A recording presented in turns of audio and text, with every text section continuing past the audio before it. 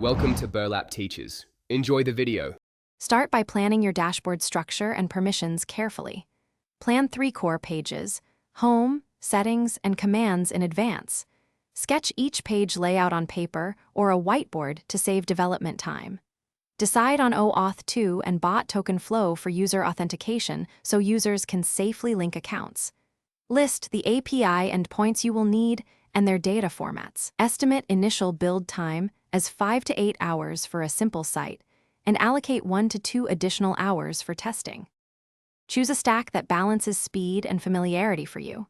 Use Node.js with Express and React for a quick full stack setup, and reuse many examples. Set up REST endpoints to fetch user info and guild lists from your bot.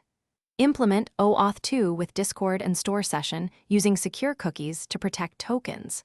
Limit scopes to identify and guilds to reduce permission risk and avoid unnecessary access. Test authentication flow by logging in and verifying guild membership before showing settings.